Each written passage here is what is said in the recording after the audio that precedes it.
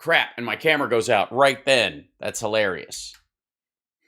Poor Elgato. So very sad. Wake up. 3, 2, 1, and scene.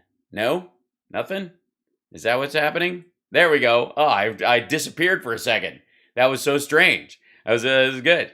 So a small ad for ineffective Elgato technologies on occasion. I'm sorry to do that to you, Elgato. Sometimes you have a blind spot. I didn't mean to share it with the world. And boing, there it was.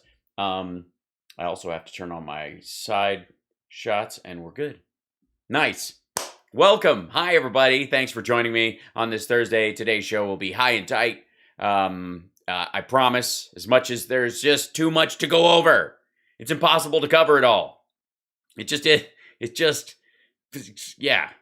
how this stuff works. It's nutty.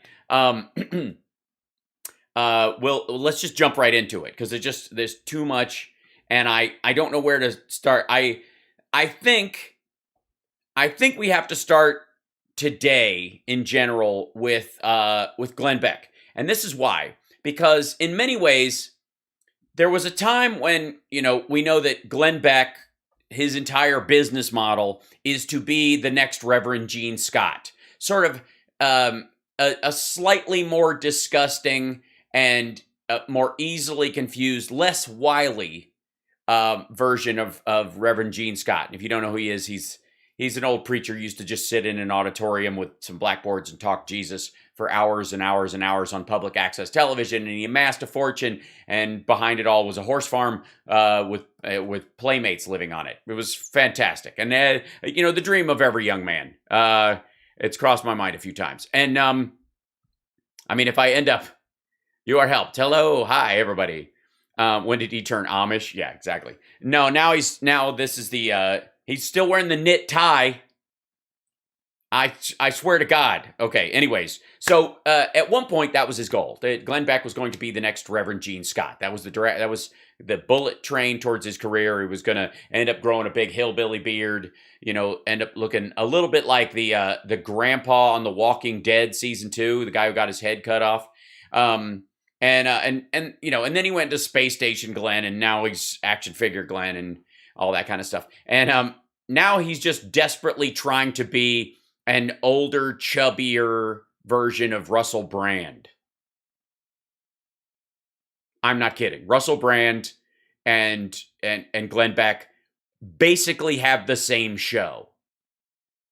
There's a slight accent difference. There's, Glenn has the little Space Station radio show network. Russell shoots out the one window in his house that makes it look like he lives a rustic lifestyle instead of being rich beyond measure. It's a show, isn't it? Right?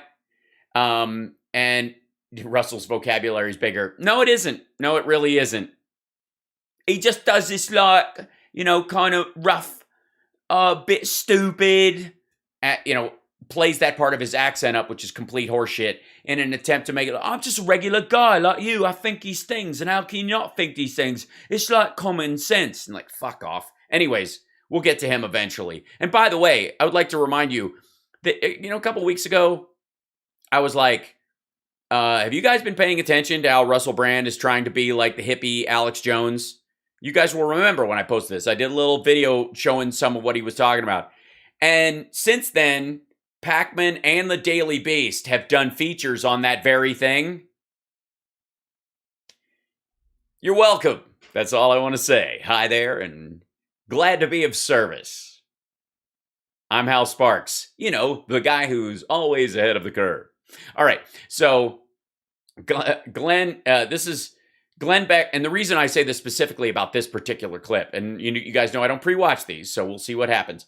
This one's called 7 Biden Failures, and he's got those in quotes, semi-quotes, that are by design to further the Great Reset. So again, this is the corner Republicans and especially Trumpist extremists have painted themselves into, because they tried the Biden is the head of an international crime family angle, and that didn't work. and they tried the Biden is a doddering old man who hides in his basement and can't do anything right, and that didn't work. So now they're trying to cross the streams. Cross the streams. And as we know, there is a very, very minor chance they might survive. But most of the time, it's a mistake. Crossing the streams is a mistake. But that's all they got. And so now the entire attack is Biden is an a doddering old man who can't put a sentence together or who hides out in some basement or some fake set, but he's also a criminal mastermind. It's both. It's the chocolate and peanut butter of pejorative personal characteristics. Yeah. So, anyways, this is 7 failures that are on purpose. They're failing uphill, like Trump did. It's the Peter principle if you turned it into a machine gun. Yeah, that's right. Biden equals doddering yet evil genius. Exactly. Let me play cut 6. Yeah, play cut 6, whatever that is. And by the way, if you're wondering why he has one earphone in and one earphone out, that's so he can hear the audience's applause. I'm kidding. He's in a room alone with Stu. For you, this is Nancy Pelosi lecturing reporters yesterday. Our latest CBS News poll shows that only about 10% of Americans describe themselves as knowing a lot of specific things that are in the reconciliation package, and that the majority don't know anything at all. So do you think you need to do a better job at messaging and going forward? Wait a minute. This is I think I know where she's going to go with this. And I'll see if I can turn the audio up on this a little bit, but it's fairly crap. It's choppy on their end. I think she's going to go with, well, if you guys would tell people, it's not like we haven't posted what's in the damn thing. So if your readers, the people that respond to your polls, don't know what's in something that you have access to, that you could tell them what's in it, whose fault is that? Sell this if ultimately you have to. Well, I think you all could do a better job of selling it, to be very frank with you, because every time I come here, I go through the list. Family and medical leave, climate, the issues that are in there. And but it is true. It is hard to break through when you have such a comprehensive package. So difficult to break through when you control the entire government and all of the media. I know. So hard. Well, yes, that's what they do. They control the entire media. Again, this is they've transferred this doddering old man yet evil genius, the doddering old genius thing, not only to Biden, but to the Democratic Party. They're snowflakes who couldn't win any war that was in front of them, and yet they defeated Donald Trump through some sort of massive scheme for volunteers to use panda shit ballots to sneak in there. And in the process, during Trump's presidency, the Democrats managed to seize control of like all big tech, Facebook, Twitter, YouTube, Google, all that stuff, and all the media, all of it, including Fox News. Let's not forget, shame on Fox, right? Right, Mike Lindell? The Democrats, who apparently are weaklings who shouldn't be in charge of anything, control everything. Or they don't, and you have to make up that version of reality to cover for the fact that that's an indefensible position. To get your messaging I out know, there. it really is. Okay, so let me let me go through a few things. These are not failures. Let me go through a few things that I have written on this piece of paper that is what we have tested as far as what our audience wants to hear. Are intended, and they are intended to bring you to a reset, the Great Reset. Yes. Let me keep. By the way, the Great Reset is the next big. It's the jade helm of Agenda 21's of Illuminati economic plans. hold on. Let's see if we can, let me dig this up. See if there's a baseline, the Great Reset. And this is the idea that they're going to wipe out, and for the record, let's see. Yeah. So World Economic Forum presented this idea. The World Economic Forum has no like enforceable action ability. It's a worldwide think tank. And this is what they're present. This is his big boogeyman. And apparently the World Economic Forum it's a secret plan. It's a secret plan. They'll make it into other stuff. But this is okay. So this is the Great Reset, as they put it, the Great Reset Initiative. There's an urgent need for global stakeholders to cooperate in simultaneously managing the direct consequences of the COVID-19 crisis to improve the state of the world. The World Economic Forum is starting the Great Reset Initiative. This is it. Okay, and they have a whole short on it, like sustainable development. There's just dozens of areas where they're like, okay, things are shit right now. If we're going to start the engines again, let's start the engines a little better, right? If everything's been ground to a halt and we've got this pause basically happening, maybe not jump into coal again, for example, this kind of stuff. The context. COVID-19, the political and economic social disruption it has caused is fundamentally changing the traditional context and decision-making, the inconsistencies, inadequacies, and contradictions of multiple systems, from health and finance to energy and education, are more exposed than ever amidst the global context of concern for lives, livelihoods, and the planet. Leaders find themselves at historic crossroads, managing short-term pressures against medium and long-term uncertainties. The opportunity. As we enter a unique window of opportunity to shape the recovery, this initiative will offer insights to help inform all those who are determining the future state of global relations, the direction of national economies, the priorities of societies, the nature of business models, and the management of global commons. Drawing from the vision and vast expertise of leaders engaged across the forum's communities, the Great Reset Initiative has a set of dimensions to build a new social contract that honors the dignity of every human being, which is obviously the part that upsets Glenn Beck the most. So let's see if there's so they're having dialogues, they're getting together. What does that mean? Blah, blah, blah. And for the record, as much as I like the idea of creating some sort of okay, we've got to pause here. Let's see. Is this house stable? Is the foundation still good? Should we add solar panels to it or knock the whole thing down and build a new house? Those are reasonable conversations to have in the micro and perhaps on the macro in some levels, right? If you've got a structure and you can afford to restructure it because you're basically restarting it from scratch anyways, is there a better way to do it? And should we have conversations about a better way to do it? And that's what they're talking about. As much as I love that idea, this is all lip flapping from the World Economic Forum. Sorry. It's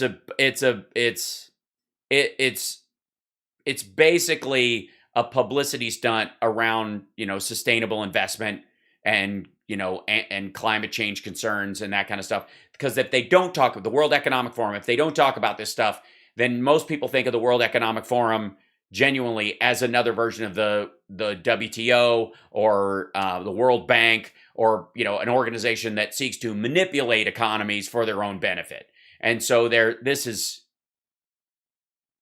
a show. This is for show. But yes, it's wishful thinking and it's ridiculous. There are small areas where you could absolutely do it, I suppose, right? What's your society doing as far as investing in energy, right? What are they doing? Where's up? Okay. Do we switch from 80-20 or are we shifting 60-40? Fine. Those conversations are happening everywhere anyways. The G20 is having those kind of conversations. It's just an overlap. But this one has a very awesome brand on it that makes, this is exactly what they're looking for. The Great Reset, there's also a version of the Great Reset where they talk about eliminating all debt and starting from scratch. And in some countries, obviously like China and other stuff, that means the elimination of personal property. And therefore they think that applies to personal property everywhere. It's fun. we'll see more of this. But this is the Great Reset he's talking about, just to give you a kind of heads up about that the Democratic Party, while they run everything, is simply a tool of the World Economic Forum. When do you reset things? When do you? Well, I mean, obviously, if the computer won't boot, if you got a software freeze, downstairs into the scary basement to look at the fuse box. I was choosing a more modern analogy, but sure, why not make some sort of odd horror film version of things? It's fine. No. When there's been a disruption in power, right? Something is blown in the house. When do you push the reset button on your computer? When something is blown in the house, I'm not thinking about the fuse box. Never mind. When everything is fine or just a little glitchy? Or do you just I don't want to and you just keep going until it completely freezes up and you have no other option but to reset? So the things that this government, quote, is failing in are not failings. They are to... Well, that I agree with. I think most of what you think of as what you think of as a failure is actually a success. It's just a success of the opposite side of your political belief system, which is that America should be chopped up into chuck and fed to the biggest worldwide foreign investors that exist. Feed you to the Great Reset. To feed you to the Great Reset. What? Wait, what? Are not failings. They are to lead you to the Great Reset. Let's go through some of them. Supply chain. One more example of Biden failing at basic governing. This is from Breitbart. That's the headline. Yeah, Breitbart. Thank you for at least going to an unbiased news source. Yes, Biden is at fault for the breakdown of the Chinese supply chain of goods to the United States that has collapsed largely because of COVID, because of coal shortages over there, because floods are literally filling in their coal mines with the miners in them. This is all part of Biden's accidental failure that's really a plan to destroy China so that we can't buy plastic goods and assembled circuit boards that could be assembled in Vietnam or Taiwan or in Arizona, it turns out. No, this is all part of the plan. It's not a failure of him governing. This is intentional. Southwest pilots warn fatigue, frustration could fuel further outages. What? Southwest isn't a supply chain. That's a commercial airline that flies people. I'll hear from the pilots union here in just a few minutes, but does anybody actually believe that the mandate plays no role in that? No. It plays a minor role because Southwest employs a lot more rotation pilots. People that are not permanent Southwest pilots that, just rotate in and out when they need free gigs. And that's how they keep the flights cheap, because they don't have to keep these people on. And so a lot of them can be told to go pound sand. Because if you'll notice, there's a shit ton of other airlines in this country. And they seem to be making up for those missing flights from Southwest. And what's the issue here? That we have fewer suicidal pilots? CNN says Americans won't be able to go back to shopping like in the before times. Well, not right away, obviously, because there's a bottleneck of stuff because China is basically has lost 10 years. Oh. Okay. No, you're not going to be able to shop in the before times. You're not going to be able to buy cheap, undurable goods, crap that basically you should pass over anyways. You're going to have to think about your purchases a little more, not because you can't get them, but because you'll have to wait a little longer for garbage. Here's a good idea, and I'll throw this out there, and this might be a little too pro-America for you, Glenn, is that, you know how in World War II, when they had scrap metal drives and people went to work in factories, left home and went to work in factories to make up for, to help with the war effort and all that kind of stuff. And it was a very pro-America thing to do. Here's a tiny little version of things that you can go do. Let's say the toy that your kid supposedly magically wants. By the way, there is no Cabbage Patch doll this season. There is no thing that kids all over the country are fighting to get the first one of. It doesn't exist. It hasn't for a few years. You haven't had one of those in a while. There's a backlog of Xboxes and PS5s, but that's it. And there has been for a year and a half anyways. That's no surprise to anyone. Here's a good idea. Get some shit off eBay or make something yourself. Surprise someone. Get them something. Get them an experience in their own country. I'm not buying you something that you don't have room for and that will end up in storage or the garbage. We're all going to go here and do something together. We're all going on a night out. We're going to spend time together as a family. This whole idea that there's not going to be enough Christmas trees. You mean plastic Christmas trees, you fuck. Not real Christmas trees. Not so lazy. Jesus Christ. Tighten your fucking belt. We just went through a pandemic. We're not even out of it yet, you dick. The U.S. healthcare force is short 500,000 workers now. Which is how much of a percentage of the U.S. workers, the healthcare workers. And a bunch of them fucking died because, I don't know, whoever was president when all this shit started thought it wasn't a big deal. And we lost a bunch of EMTs and nurses and doctors in the beginning. Hospital just closed its NICU because of staffing shortages due to vaccine mandate. Oh, so they were hiring lunatics. So wait a minute. Raise your hand if you want your infant, your newborn's nurse to be an anti-vaxxer. What the fuck else are they not getting a vaccine for? Whooping cough? Christ. Do you see what these all have in common so far? Yes, we've been through a pandemic, and this is the psychological impact of going through a pandemic, and the whole world is going through similar stuff, and we're no different than a lot of other Western societies that are dealing with it in the same way because we have the freedom of speech here, and so they've got a lunatic fringe that's being puffed up by overseas forces that want us to collapse, mixed in with people who are true believers against this bullshit, and everybody else is just trying to jumpstart their business while fuckos like you are waving the white flag on America. That's pretty much what's going on. U.S. cities are having to boost budgets for cops after defund the police initiatives result in more crime. Yeah, all the cities. What do we? The 3 cities that diverted funds are now boosting funds again? Everybody else didn't even bother to do it? And by the way, the rise in crime, can we just settle this too?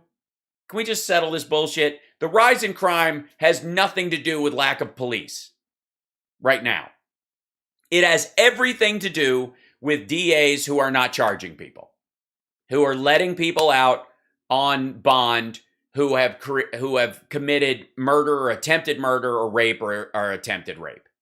It has nothing to do with lack of cops. The cops are bringing them in. The DAs are setting them loose. And part of it's because they're like, well, because we can't, I don't know if the evidence is strong enough for this particular guy, so we'll put an ankle bracelet on him and send him home. Except they've got just as much chance in a lot of these communities of catching COVID at home as they do in fucking jail. And then they're running out of ankle bracelets.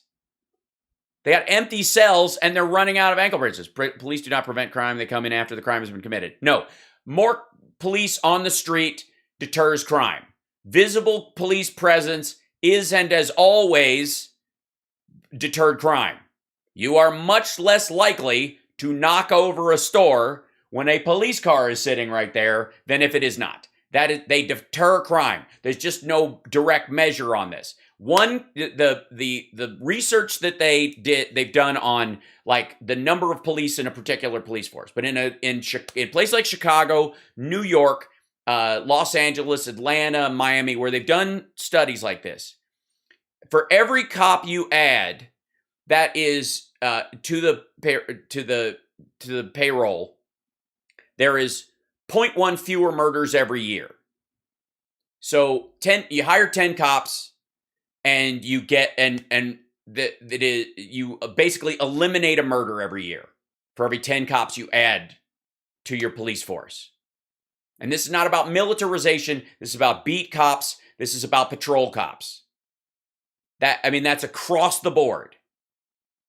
And you take 10 cops out of an area that's highly populated, you guarantee an extra murder on the books every year, if not every month, depending on the number of cities. Like smaller city, it's one added to their rolls. It depends on, it's a percentage of how many they have. In a big city like New York or LA, you're talking about an extra 12 to 15 dead people a year for every 10 cops you take off the beat. No, cops on the beat was a walking thing. Most people think of that, but now they drive. They're just in cars, but they're absolutely part of it. They're all over the place. Look at cops on, like when you're on the just driving around. Look, depending on where you are, how many cops do you pass in a city? The fewer cops you pass, the higher the crime rate in the area you're in. More cops to shoot unarmed people, not sure what to feel on this, can't trust them or the system. Bullshit. More cops, bless your heart, I appreciate your sympathy for this circumstance, but more cops actually lower the shootings. A single cop or two cops by themselves in an egregious situation there's a higher chance and a higher frequency that they will have to shoot someone than if there are 8 or 10. The volume of cops inversely impacts, positively impacts the chance that there will be a violent exchange with someone who isn't armed. But I love this conversation, and we do need better trained cops. People should be able to trust the police that they're around. But there are 17,896 police departments in the United States. Listen to me on this. 17,689, 800, something like that. I don't know what the newest number is. 869. We'll go with that number right now. Almost 18,000 police departments. There are 1 billion police-civilian interactions every year. 1 billion.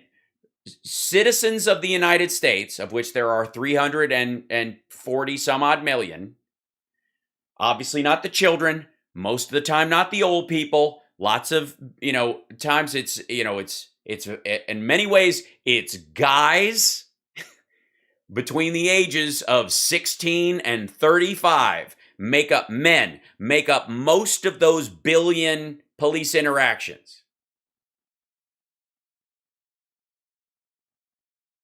Understand, 1 billion. There is not an epidemic of rampant and wanton police violence in the country. What we need to focus on is in certain police departments, there are dudes who get in there that are specifically there because they have a racist tendency. And those people need to be broomed. Because when you take cops out of low-income areas, when you take cops out of criminally infected areas, it gets worse for the people there. Most people attack their own kind. Most white people are killed by white people. Most black people are killed by black people. Trump did not win. Trump lost. Lillian, I'm very sorry that you sniffed something or you huffed paint as a child or you were denied oxygen at some point in your life. But Trump lost. If you overwhelm, you cannot, how we talk about sometimes like Trump's lies are so egregious that there's hundreds of thousands of votes. There's tens of thousands of dead people voted. There are 100,000 votes that people didn't, and it's bullshit. And the lie is so big, it's embarrassing to that if there was even a small problem, you're never going to fix it because you're avoiding the problem entirely. The idea that, say, a Trump voter, we're very aware of, murdered his wife And while her body was missing and he was pretending she had just disappeared, he used her ballot to vote for Trump. We know this is a fact. Of the murder your wife demographic and use her ballot to vote for Trump, that group of people, Trump won it hands down, 100%. Trump locked up the murder your wife and vote for Trump in her stead. So, but those situations when they come up, or people who thought they could vote or voted across the state line, or they thought they had they'd gotten out of jail and they didn't realize they had to wait till the end of their probation period before they could vote, for example, and they voted, and then they get charged and given jail for 2-3 years. That's bullshit. That shouldn't be necessary. I believe that people who pay their full penance to society should be allowed to vote. And if the law is in that particular state that you can't do it until you're finished with your probation, I'm fine with that too. But they should be fully aware of that their probation officer should go, hey, got to remind you, the election's coming up. You can't vote. Not until the next one. Right?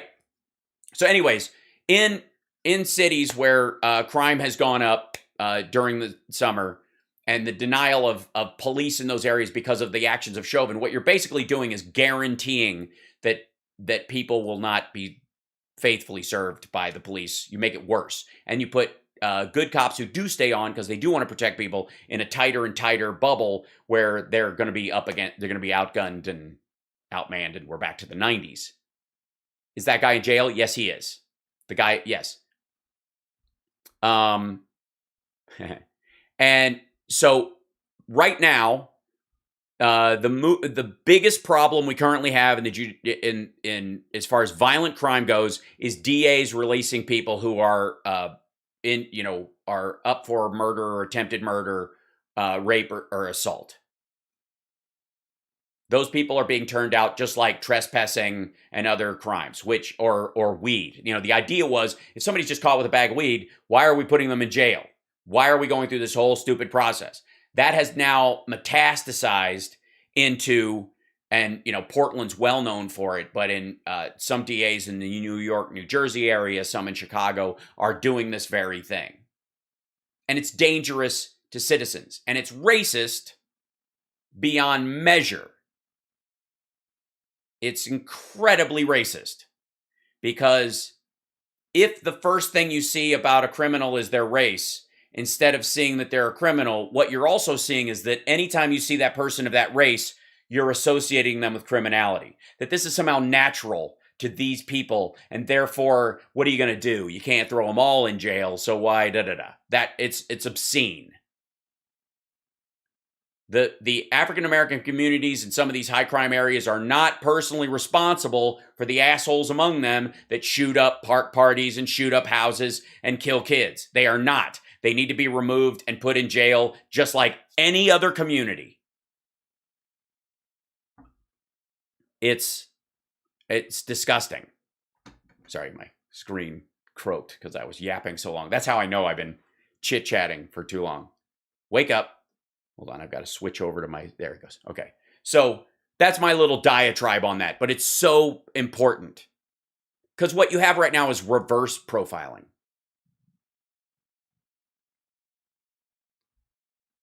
You're profiling the entire community instead of the criminals. Trisha says, I hear gunfire every night. Right. There's no need for that. And it's the same fucking people.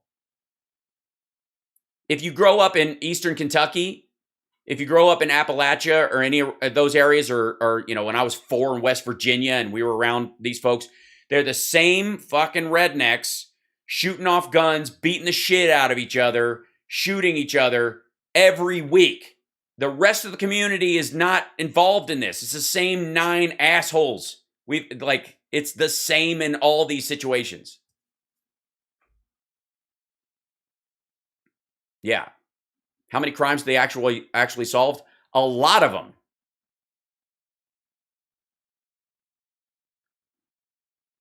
Most cops are there to help people and keep them safe. Without question.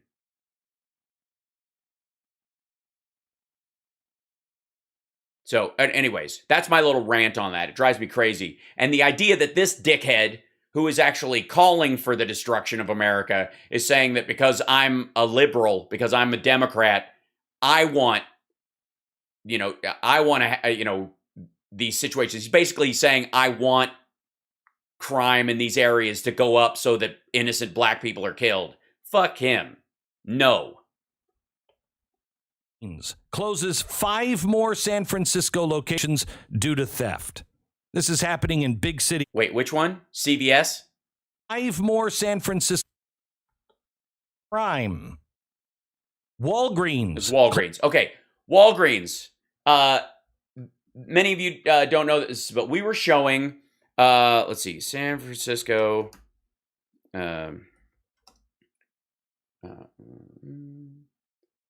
Here we go. San Francisco shoplifting bust. It should be in here. So there was a big story on the right, and they ran with this because they were for very racist reasons. The idea that they were running this stupid story on the idea that and like when Ben Shapiro ran the clips, Glenn, I think, talked about it. Amy talked about it a lot. I don't know if he ran any of the clips. I think they did. They do this, they were essentially saying they're just letting people come in and grab bags of stuff and run out the door, right? They're being, this kind of thing. Well, it turns out it's not rampant, just personal crime like individuals, homeless and people in the community stealing from these San Francisco stores. It was a theft ring, a massive mafia-level theft ring. This dude was running this thing, and they had this warehouse full of stuff that had been stolen from Walgreens and CVS. So those people who were walking out with bags a lot of people were perceiving it as like homeless people are stealing what they need, and people are desperate, and it wasn't desperate people at all. It was a major ring. And the reason they're going out of business is because this stuff, all their merch, all their stuff that was stolen is still being processed as evidence. $8 million in stolen merchandise. This dude had it organized. And you know where he sold it all? On Amazon. At cut prices. So anytime you were buying any toiletries on Amazon that were super cheap, these people are grabbing bags of stuff and then running out. And they let it happen. This was the other thing. The police were, because they were like saying, don't pursue, don't pursue, don't pursue. Right? Well, there was a reason why they weren't pursuing it. Because when they were like, the cops aren't even stopping this shit. It's just the sales point. Like, they've just given up on fighting crime. No. They knew it was a ring, and the less they fought it, the more open these assholes got. So they have tons of footage of these people walking over these bags of stuff, pouring it into a trunk of a car, talking on a phone. They didn't even bother to run very far. They gathered all this information and they nailed this entire ring. Yes, and Amazon should do better too. This is an Amazon non-vetting problem. But look at all that stuff. But what Glenn Beck wants you to think is that the San Francisco police stopped policing this because black people are doing it, and that they were just letting black people steal from Walgreens. This is what the idea is, that they're just letting the city go to crap, and they're allowing these criminals, and this is the storyline that they were pitching for weeks. And this isn't the only city. This dude is linked up with, they're doing this like similar stings in New York. This was an organized crime thing. This is like a low rent version of when the mob used to hijack trucks. Remember in the stories of the 80s and the 90s? Fuck, Beverly Hills Cop opens with a joke about this kind of stuff. Fellas, look at it. See what this is? That's a federal tax stamp. You can't get no cleaner than that. Right? There's a whole truck full of cigarettes. That's what this is. And the cops weren't busting people because they were following them. And these people weren't, violent criminals. They weren't shooting people. They were just snatch and grabs. So they decided to go, what's the root of the snatch and grab? We can bust a couple of these people, but most of them are keeping their mouths shut because they're afraid of whoever this dude is either threatening them with cartel violence or personal violence. So Walgreens' issue might have happened and their decision to close stores might have happened during this period, but the cops weren't just not going after crime. The DA and the state police and the San Francisco police all worked together and busted these motherfuckers. But what Glenn wants you to think is that they're just letting cities become cesspools. That's what Democrats want. There's 5 more San Francisco locations due to theft. It's happening. Has nothing to do with the rent, the lack of foot traffic, the fact that people are buying stuff on Amazon, the rent, and the rent. Cities where they have said, we're not going to prosecute anybody for shoplifting. I'm sorry, Can't Stop Lying. I am ruining a perfectly good apocalyptic fantasy. I know. How are we ever going to get to the level of crime that we see in Jackie Chan's Rumble in the Bronx, where people are like riding neon painted motorcycles down the street to a warehouse where they play pool and drink booze? You're shoplifting under $1,000. So people are just going in and they're just wiping these stores clean. And by the way, this is a story he's been telling for fucking months. And they're not wiping these stores clean. They're stealing less than $1,000 in a store that has an inventory any given day of somewhere in the order of $50,000 to $75,000. So bullshit. It's also insured. It's just not worth having that many locations anymore. And there are parts of San Francisco, by the way, that suck. There are parts of how San Francisco is run that needs a lot of work.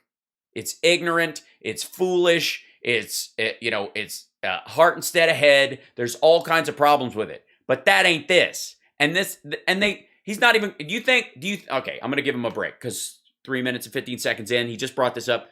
Do you think he's going to bring up this bust?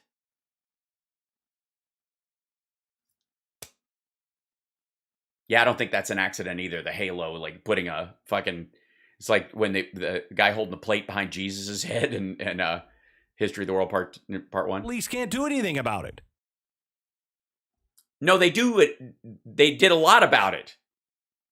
It was an organized act. They didn't just chase somebody down with a bag of fucking Mucinex and knock the shit out of them and then not figure out why it happened the next day with somebody else. This dude was hiring random low-level drug addicts, paying them hundreds of dollars, and then they'd go get high. Half these fuckers are dead.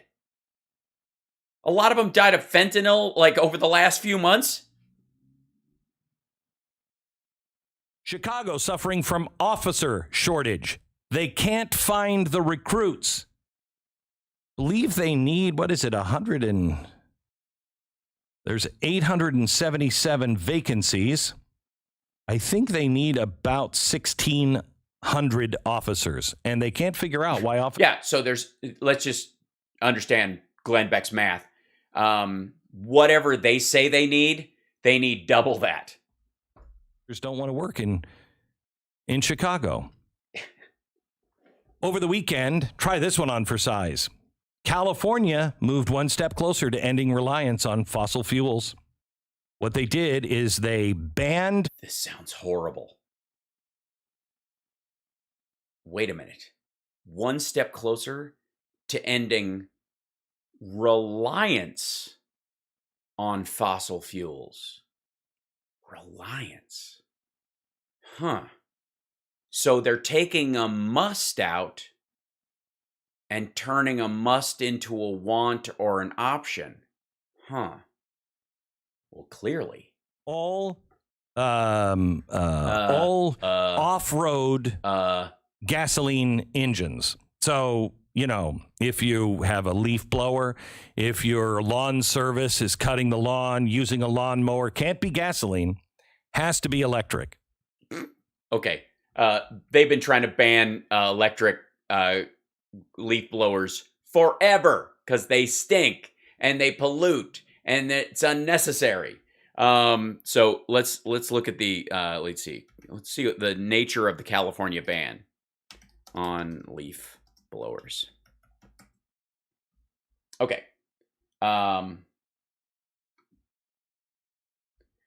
this is terrible. This is guys, this is the worst kind of control. And you'll see what I mean. This is, how do you even? California is banning gas-powered leaf blowers, lawnmowers, and weed trimmers. You know, off-road engines. Because apparently Glenn Beck rides an ATV that runs on a leaf blower engine, you know. And, oh wait, and offering rebates for switching to zero-emission tools. Oh, they're helping you buy the alternative. Signed a bill on Saturday to ban gas-powered lawn equipment as early as 2024. State plans to offer rebates to people who switch to zero-emission electronic lawn tools. Set aside $30 million to help gardeners and landscapers make the switch. I mean, the draconian, the tyranny, the how dare they? It's like they're wrapping their hands around the throats of these independent gardeners. Of course, not hands, money, but same. Sign a bill in the law. Okay, so here, is this the bill? Yeah, here you go. Act as a health safety code, legislative council digest, People's State of California. Do an act as follows.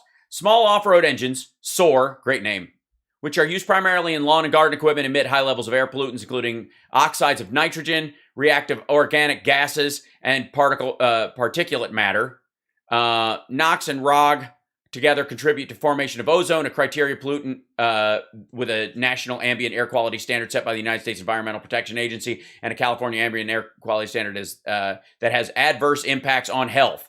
By the way, do you think for a second that the guys that do this job, that work their ass off for, in some cases, little pay, in some cases, a lot of pay, some cases they do quite well for considering what they're doing. But do you think these guys would rather, if somebody paid them to replace their gear, would rather not breathe the fumes? Because we know this shit is poisonous, and these folks are the closest people to it. There is no one closer to that smoke than that guy. Right? Fucking hell. Gas-powered chainsaws, weed trimmers, and golf carts are also affected by the new law. Most of the golf carts in California are electric anyways. Used primarily in lawn and garden equipment. Let me see. Stipulates portable generators must be zero emission by 2028. The law is set to be enforced January 21 as soon as feasible. The Lung Association ranked California worst state for air pollution. So you want to do it. In 2019, it was ranked that. 2020, following a string of wildfires. Well, that's why. It's the wildfires, not the fucking leaf blowers. But okay. But let's look at governor's directs state to implement strategies to achieve 100% zero emission from officers. There you go. There it is. What do you know? Can we look at this a little? Can we take a giant look at this shit? Can we please just hold on? I'm gonna blow this up and bring it over here. It's on 2 lines, but you guys can read it. Let me bring this minus that little line right up here. This guy, that's it. See that? See this? See that line right there? See that line that's in all climate legislation. All of it. Every time we pass a climate change legislation about this kind of shit, every fucking time, this line is in there. Some version of this, where feasible and cost effective. If it's going to put somebody out of business, they could just file for a waiver and it's free. Guaranteed. Does anybody else think that qualifies as tyranny? We looked at the Paris Climate Accord has an entire section of it devoted to that very phrase.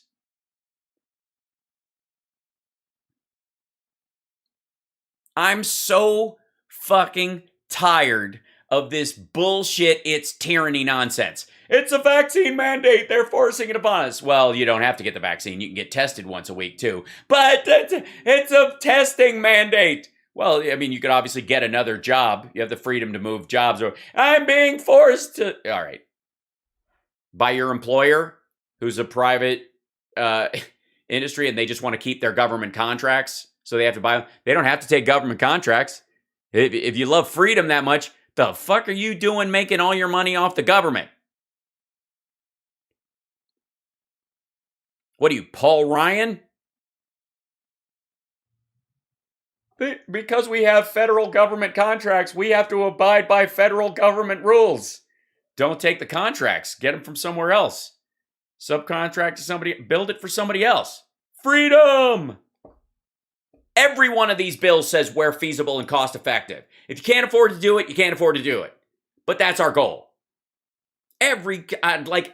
Always. It's every time these dickheads they're being driven, they're destroying. It's an intentional destruction of the thing. They're trying to destroy the world where feasible and cost effective. If it's not feasible and cost effective, we won't destroy the world. But within any of those shit. Fucking assholes. This is so aggravating. This will bankrupt so many small businesses. It will bankrupt 0 small businesses. They're allocating $30 million in rebates, and if that still doesn't fix it for you, you can write a letter and say, I can't afford it, and they'll go, okay, we'll try better next time. It's not going to bankrupt anybody. The only people it's going to bankrupt are people who don't like having their gardening business and want to sue the government, so they shut down, pretend they were denied, file a lawsuit, and the lawsuit will fail because the attorney for the state of California will go, it does say we're feasible and cost effective. They did have the option to write us a letter and opt out of the program, and we did offer them rebates and shit. And the judge will go, get the fuck out of my courtroom. That's the end of it. So stupid.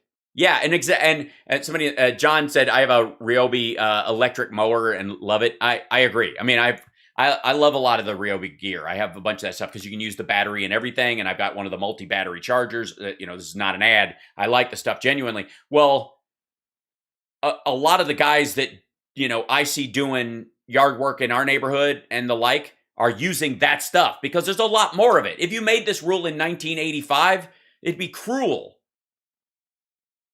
But it's 2021. Most of this, anytime they buy new stuff, they're not going to be buying new gas-powered ones anyway. Oh, God. 1,000 businesses are going to be affected by this.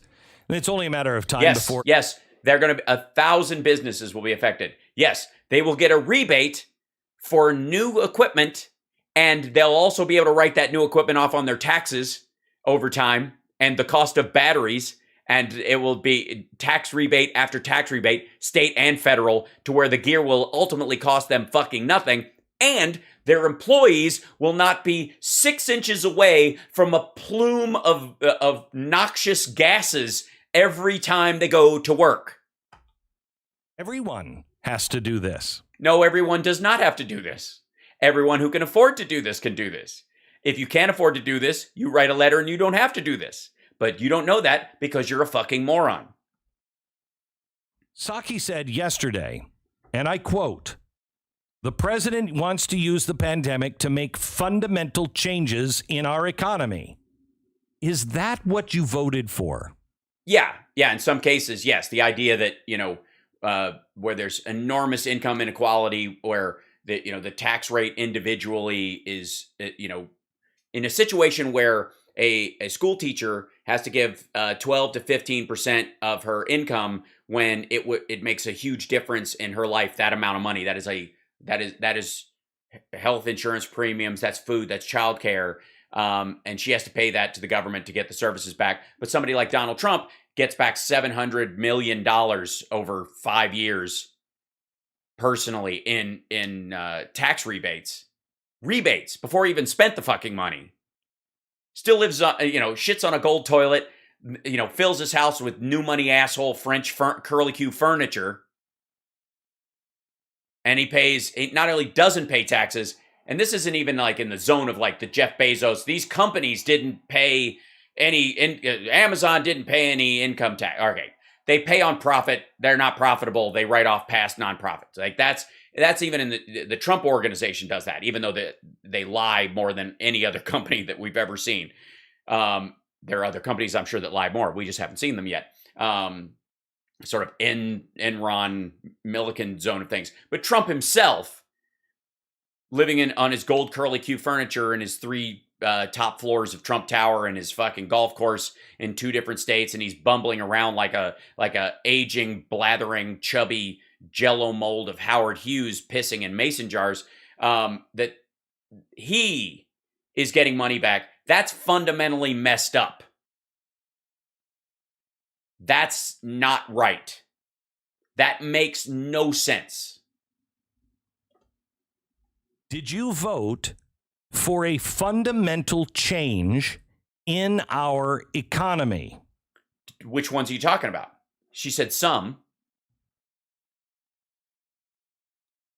He feels coming out of the pandemic, it is exactly the time to make fundamental change in our economy. That's not what I voted for. You didn't vote for Biden, fucko. Who cares? You lost. You voted for Joe Jorgensen. What's in that package? All kinds of stuff that goes against the Constitution. Oh, does it?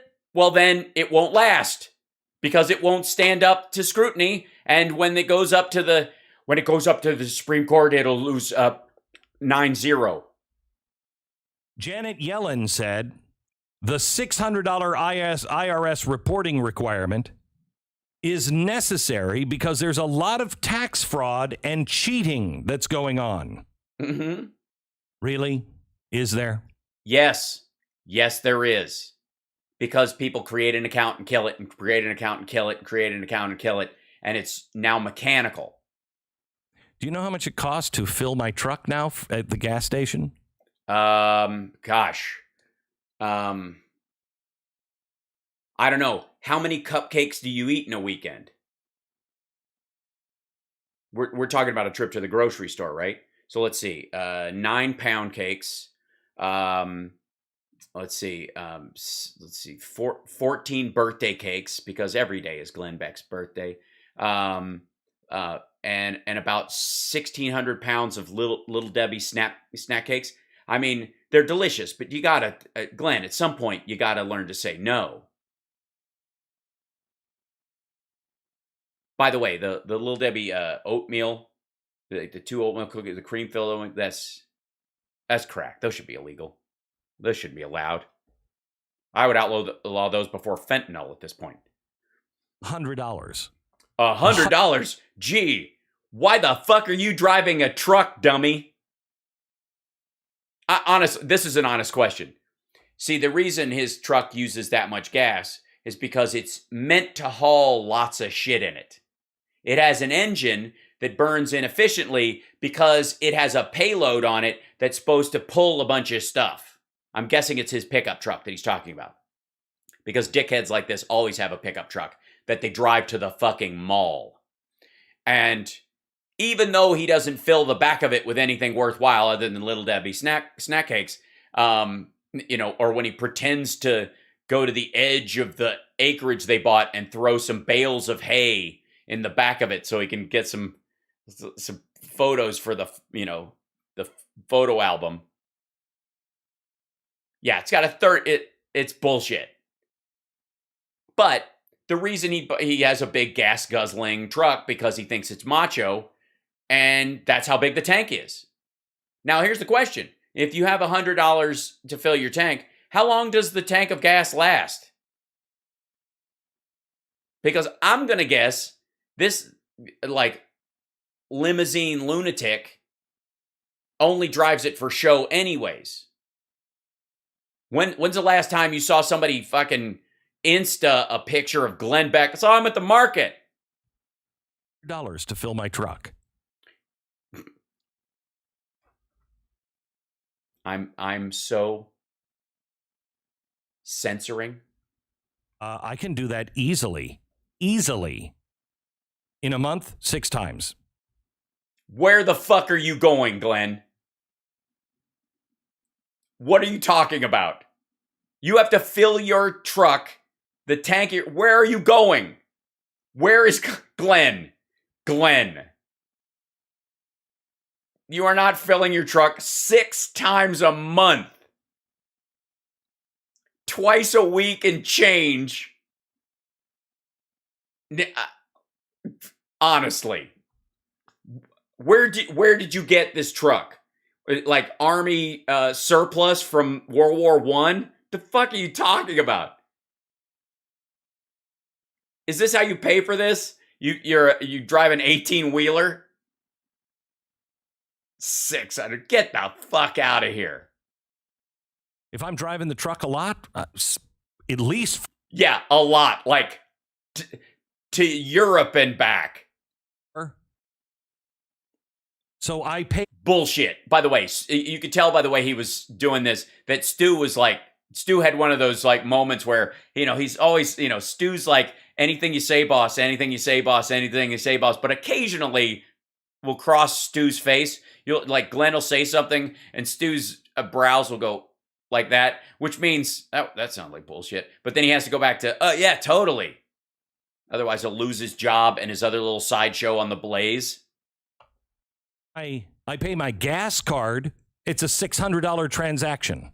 Yeah, but that's because of shit you buy at the snack shop inside the gas. You're getting $30 worth of gas, and then 2 Arizona iced teas and those cheese sticks.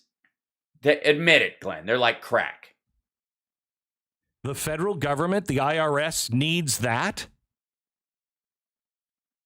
Needs what? No. They don't give a shit what you spend it on. They're not even asking. That's the most ridiculous thing I've ever seen. Well, that's not because of what you're seeing. It's because your eyeballs suck.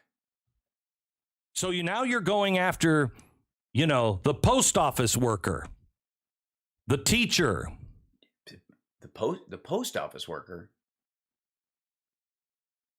What post office worker? Trump's dude is firing people left and right. The teacher. Yes, give it up for, thank you, Glenn, for give it up for teachers unions right now. So it's super good. It's very important. People who are the heroes in our society. You're going after the people that have $50,000 to $60,000. How much are you spending on food every month? If you have a large family, can you spend $600 at the grocery? Define large. Because, Glenn, I think it's, as far as I know at home, it's just you and the missus, and still qualifies. Store. Wow. So now you need to be spied upon. No, you don't. The banks do. By the IRS, because your transactions are suspicious. It doesn't look at the transactions. It doesn't give a shit. They just want to know if an account has more than $600 worth of activity in it in a given year. And then they look and see if you file taxes and if the money shows up and all that kind of stuff. They go, wow, this guy's got 65 accounts and they're all $1,000. And the rule used to be $1,500. And this guy just sets up another account. As long as he keeps the balance in there, he can shuffle all kinds of stuff through and it never hits the radar. So they just had to lower the radar. We cannot allow these things to happen. Well, you're too late. They already have. Except the stuff that's never going to happen that you just made up. This infrastructure bill cannot pass. It will. It's going to pass. Because it is infrastructure. It is infrastructure. So when they power everything down because everything is gridlock and you are out in the streets going, there's no food that I can afford. Yes, that's what the infrastructure bill. They're trying to build roads so that people have places to stand when they're upset. The fuck? At the grocery store. My shelves are empty. Well, how would you know? Oh, because that nice new road takes you straight to the grocery store. Hey, Jane. The ports are backed up. They're not working. Hey, you know what? You know what? That's true. There's some backup as of the reports. Let's see. You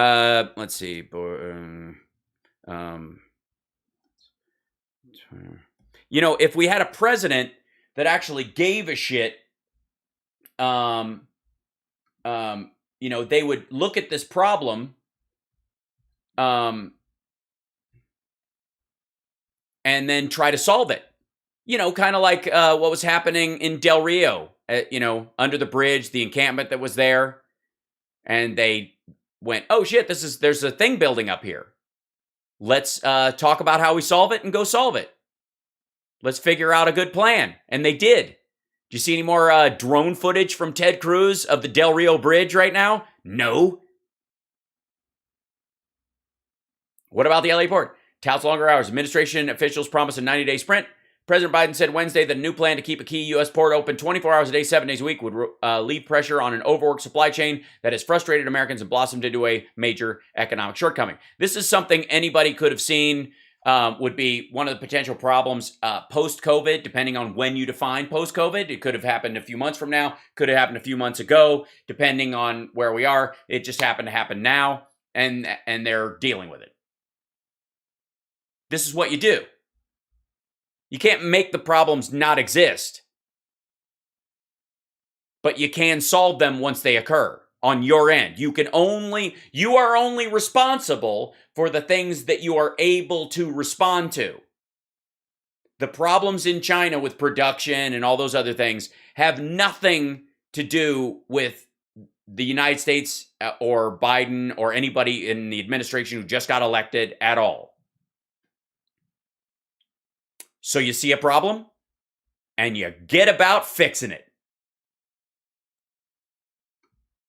But see, Glenn only reads news from 6 months ago, except for talking points he gets from the same fax machine that the Heritage Foundation installs in everybody's office. I can't hire anybody to do the job. What job is that? What job is that? Clear brush in 107-degree heat for $12 an hour with no benefits? Is Stu bitching about dental again? There's crime all over the city. My What city is that? school board is completely out of control, and the FBI is now... Wait, you go to school? My school board? And by the way, he's using the my language because he's speaking on behalf of you. Glenn and the people are one. He's sort of like if Kim Jong-un and a bucket of KFC were like mixed together in a wood chipper, gas powered, of course. Interviewing all of the parents that were there at the school board meeting. Who is? School board is completely out of control, and the FBI is now interviewing all of the parents that were there at the school board meeting. No, they're not. The FBI is not interviewing all of the parents at the school board meeting in Glenn's neighborhood. I'm certain they're talking to a couple of people who've sent some nasty messages on Facebook, made some weird phone calls where they tried to, if you teach critical race theory. Hold on one second. We should probably do it this way. If you teach critical race theory, it'll be the last thing you teach. Besides, before recess and after lunch. No critical race theory. Sir, this is a preschool. You heard me. You heard me.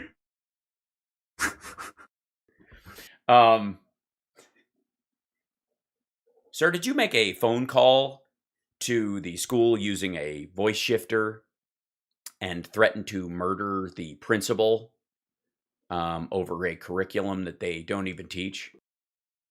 No. Why? What'd you hear? So I can't afford gas anymore. Hold on. I know that's not true. I know there's no price too high. There's no way that Glenn Beck cannot afford gas. I guarantee it. This is BS. No way. Can't afford a new car. They're not even making the new cars anymore. The new cars. Yeah, they stopped making the new ones. They're not even going to make cars. They've stopped making cars. Did you guys know that? You mean because there's a fucking chip shortage? Maybe that's why a Taiwanese company is opening a chip factory in Arizona, and over $30 to $50 billion are going to be invested in chip factories in the United States, thanks to the American Rescue Plan that Biden already passed, that Republicans voted against. Are you going to be there for the fucking ribbon cutting in Arizona? Are you going to be there when the car companies tout the new chips that are made right in Arizona? My oil or my gas bill to heat my house is 2.5 times what it was before the election. It's already double what it was. Mm-hmm. We're not even in the winter yet. When all of that happens, when the court system doesn't work, when the police can't work, when crime is out of control, when you can't afford your groceries, when you can't afford your house, when the banks are just making all kinds of money, when all of these things are happening, this is not a failing of the progressives. This is by design for the Great Reset. Yes. Their whole goal, the key, you know, the Great Reset is coming because they've obviously dosed Glenn Beck to make him talk like this. Yes, I don't know why he's heating his house in the summer. I think he just burns tires outside as a distraction to the sun so they can keep his house ice cold, because he obviously lives in a mini fridge.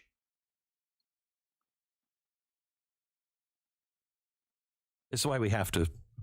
What? This is why we have to speak out. Is that what you're doing? Is that what this qualifies as? Is this speaking out? Glenn, you talk for a fucking living, dude. You speak, go into microphone, goes out. Speak out. What do you want? More people to go and threaten people at their school board? When are they going to go shake your fist? I went to Walmart and there's a big gap where all the cheap Chinese crap we used to buy is. Boo fuckity hoo. This is why tonight's TV show is so important, because I see. Driving traffic. There really is local. When the FBI said that they were going to look into terrorists, do you know why they did that, right? Because we had a January 6th situation where 140 cops were injured, and people shit in the U.S. Capitol in the name of Donald John Trump, and a bunch of them have threatened to do even worse. And people who haven't been processed yet are gathering together, and they're breaking up these little cells of people who think, well, if I can't get the actual capital, I'll get my state capital. And if I can't get my state capital, I'll just go to the school and fuck somebody up. They did that to scare you off. Well, Loudoun County wasn't scared off. Loudoun County didn't have a fucking problem. They had a protest. They spoke. Nobody gave a shit. You didn't scare off Loudoun County because the people that were there didn't threaten to kill anyone so far. This night, they had a huge school board meeting. They were even more vocal than they have been. Yeah, but they didn't say, I'm going to come to your fucking house and murder you. We need to be at our school board meetings, even if you live Even if you don't have kids. It's very important. Good town where your school board is on your side. Yes. Yeah, don't just threaten the lives of school board members that, you know, teach things you don't like. If they do like it, it's probably a trick. They're probably setting you up. They'll pass something that says they're not going to, teach critical race theory, but you just wait. Need to be there because the School Board Association is watching. And we must send them a message. Yes, you must threaten the School Board Association through threats to the school boards that are doing fine in your estimation, especially if you don't have children in the district. What? You don't scare me. You know what? The only thing that scares Glenn Beck? Walking out to his pickup truck and somebody's run off with all his Little Debbie snack cakes. It keeps him up at night. It's the kind of thing that turns your hair snow white. Oh. These are my children. No, they're not. Pull your kids, you fucking lunatic. These people will do anything to win. Anything to win. Anything. Okay, what do you think is within the scope of anything? What you think bioweapons, again, napalming a school zone, anything? No, they will not. And if anything, I mean, who are you talking about? If you're talking about the weird Loudon parents and the other folks that the FBI might be looking into, is that a warning? They don't play by the rules. The only thing that frightens them is you waking up and standing up. Read Barack Obama's book. Jonah Goldberg tweeted me the other day, and he said, when I said, I think they've just started another Tea Party, and he said, ooh, like the first one was so effective. Did you read Barack Obama's book? It was. No, it was not. It was a bunch of fapping nonsense. It was embarrassing. When you think of the Tea Party, what do you think of? An old person, a future Trump voter of America, holding up a sign that said, while wearing, by the way, dressed as Ben Franklin, wearing a 3-point hat, a tricorn hat, holding up a sign that says, "Keep your government hands off of my Medicare." Yeah, it was incredible. I mean, the Mad Men couldn't have come up with a better. According to Barack Obama, it was. It slowed him down. Yeah, it slowed him down. You know what it slowed him down from doing? Providing health care to 24 million Americans. It is easy to say that tens of millions of Americans are alive or have survived an illness without going broke because of the ACA. And the Tea Party didn't stop that, but they delayed it. So what was the point? To just let some of those folks die in the interim? There's still lessons to learn, though, of how, if we're going to do something else like that, it needs to be done and hopefully have longer legs than this one. We've complained about that several times. And we are. Yeah, you're good at it. Stu, that's your job. You complain, and it just didn't go anywhere. You know what I mean? You wake up and you look in the closet. And somebody says, "Wear the blue one." You're like, I don't want to wear the blue one. The set's blue. The lights are blue. Everything's blue. I don't want to wear the blue plaid. Wear the blue plaid. I don't want to.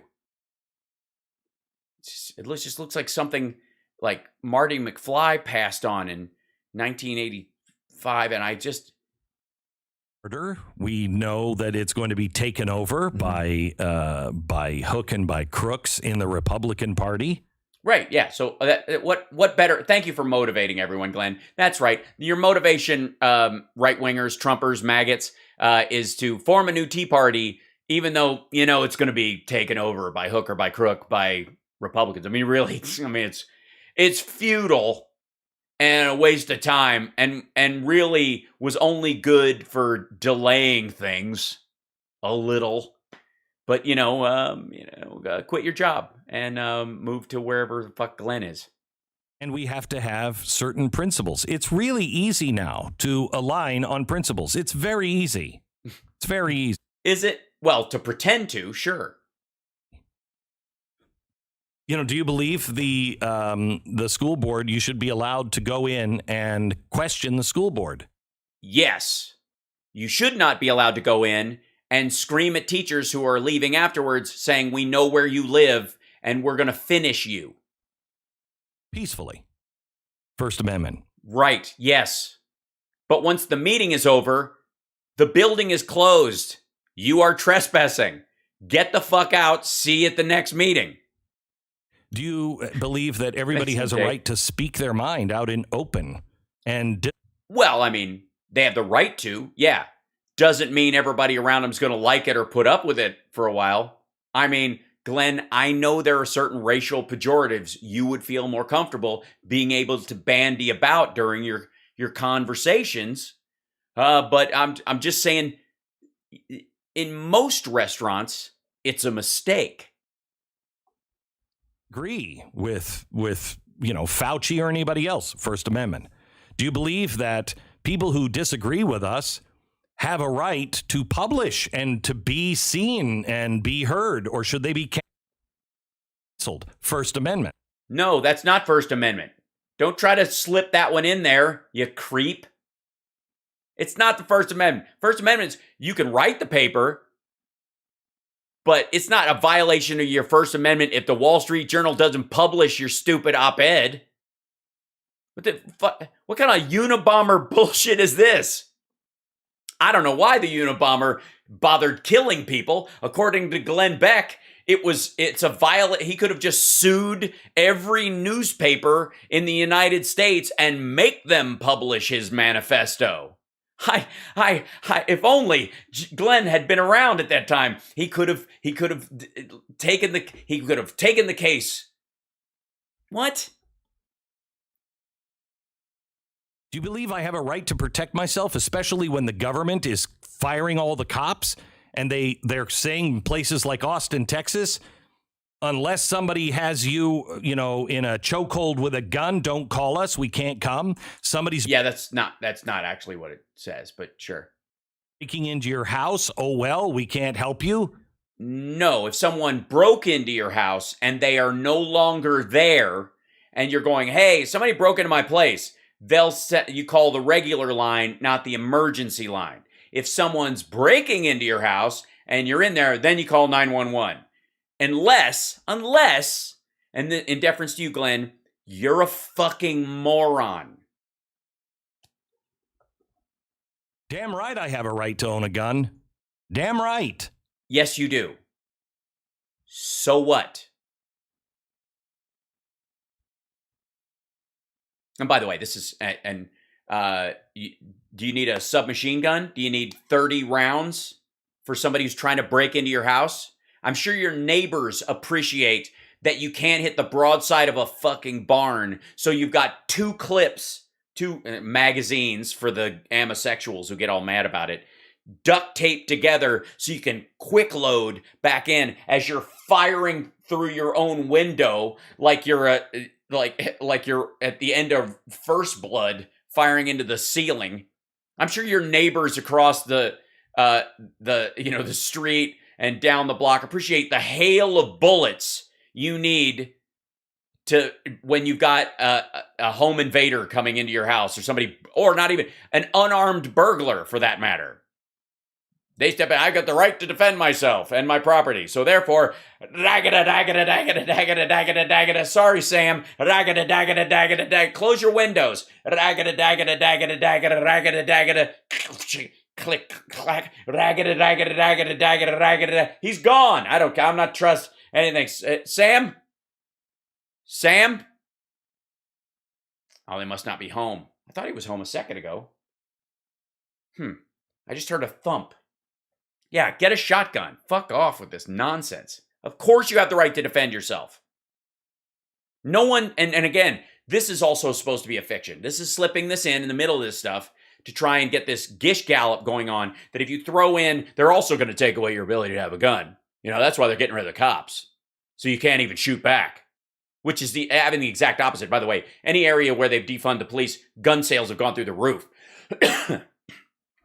and we know in our history that even though, like I said, there are 1 billion police interactions with citizens every year, that the record for random posses of angry citizens with guns is way better at, statistically when it comes to not harming an innocent person. Do you believe that the IRS should be into my bank watching every transaction of $600 or more? No. They're not. They aren't. The rule is if an account has more than $600 worth of activity through it, the bank has to let them know that this is an active account. If it's below that, they don't give a fuck. They don't want to hear about, they don't want filings from these banks of anything less than 600. It's a violation of the Fourth Amendment. Everything is about the Bill of Rights. Then file a lawsuit and go win it. Because it applies to everybody. Right? Hey, Gonzo. Right? Yeah? Go file a lawsuit. Knock yourself out. You just need to start asking people, do you believe in the Bill of Rights? Let's go through them. Yeah, you believe in the Bill of Rights? Yeah, if you do, I'm with you. If you don't, I can't talk to you because the gulf is too far. You have moved. I haven't. No, see, I believe in the Bill of Rights. My problem is that you are lying about standard legislation about infrastructure and economic policy as if it's a violation of it. This has nothing to do with the Bill of Rights. You are using a misinterpretation of current laws and current bills that are being passed about expenditures of the government to pretend that they violate rights in an effort to stop those bills from passing because they will work, they will help, they will be valuable to the people of America, and that is what you hate. You have. Sorry, Bill of Rights, they are universal. They are the thing that we all agreed on. No, they're not universal. We believe them to be universal because we're Americans. Worldwide? No. I honestly, go to Russia with your everybody should have a gun bullshit. Knock yourself out. Go door to door, dumb fuck. If you can't agree with me on the Bill of Rights, then I'm not the enemy of America. You're not the enemy of America. What? Run that by me again. If you can't agree with me on the Bill of Rights, you're not the enemy of America? Sorry. This town needs an enema. They are universal. They are the thing that we all agreed on. If you can't agree with me on the Bill of Rights, then I'm not the enemy of America. No matter what you say, I'm not the terrorist. You are. Well, no, see, here's the thing, Glenn. You're creating a false choice. I think he gets 5 eggs. I think this is a 5 eggs level violation of reality and intellect. 5 eggs. That's right. 5 Congratulations, eggs in a month. Glenn. Right out of the gate. 5 eggs. And I have a Bongino clip I haven't even gotten to. Eat 2 eggs a day. 5 eggs. Yeah, so we're giving 5 eggs to Glenn, largely because he is trying a standard right-wing bait and switch on you. Because the infrastructure bill and the stuff that's in the reconciliation bill, anywhere where parts of it would violate reconciliation are being stripped out because it doesn't deal with the budget, things like DACA reform, all that kind of stuff. I don't give a shit if people in the House want you to think that they're fighting for those things by putting them in the reconciliation bill, because they won't pass. They do not qualify for reconciliation, so they're not going to pass, so you're being flim-flammed. Anytime a progressive politician tries to tell you that we got it in there and they stripped it out, them lying to you. They are front loading that stuff, and it is an attempt to make you think that they're fighting for this. If they're fighting for it, they will find creative ways of making sure that a bill that deals with it will get passed.